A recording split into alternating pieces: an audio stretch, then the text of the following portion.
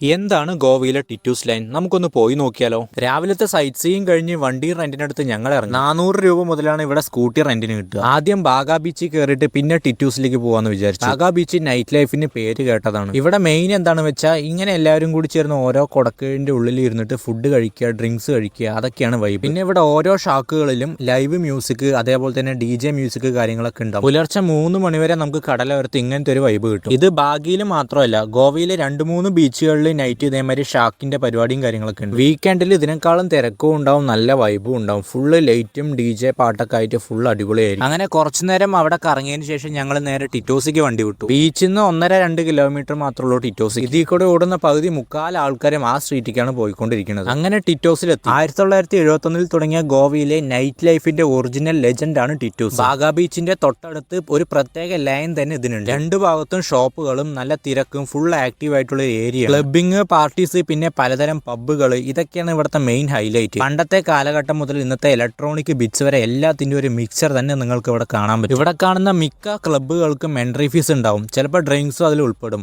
വെള്ളിയാഴ്ചയും ശനിയാഴ്ചയും ഞായറാഴ്ചയാണ് ഇവിടെ ഏറ്റവും കൂടുതൽ തിരക്കുണ്ടാവും. ഇവിടെ വരുന്നവർക്ക് സോളോ ആയിട്ടോ ഫ്രണ്ട്സ് ആയിട്ടോ അല്ലെങ്കിൽ കപ്പിൾസ് ആയിട്ടൊക്കെ വൈബ് അടിക്കാൻ പറ്റിയ സ്ഥലമാണ്. പിന്നെ നമ്മൾ നമ്മുടെ സ്വന്തം സേഫ്റ്റിയും കാര്യങ്ങളൊക്കെ നോക്കിയിട്ട് വേണം കയറി ചെല്ലാൻ. കാരണം കുറേ സ്കാമും പരിപാടിയൊക്കെ പബ്ബിൻ്റെ ഉള്ളിൽ തന്നെ നടക്കുന്നുണ്ട്. ഈ സ്ട്രീറ്റിലൂടെ നടക്കുമ്പോഴും നമുക്ക് 2 ഭാഗത്തുനിന്നും നല്ല മ്യൂസിക്കും DJ പാട്ടൊക്കെ കേൾക്കാട്ടോ. അത് നമ്മൾ ആകർഷിക്കാൻ വേണ്ടിയിട്ട്. ടിറ്റൂസ് ലൈനും പുലർച്ചെ 3-4 മണിവരെ ഇങ്ങനത്തെ വൈബ് തന്നെയായിരിക്കും. അപ്പോൾ ഇതൊക്കെയാണ് ഗോവയിലെ ടിറ്റൂസ് ലൈനിലെ രാത്രി കാഴ്ചകൾ, അതായത് നൈറ്റ് ലൈഫ്.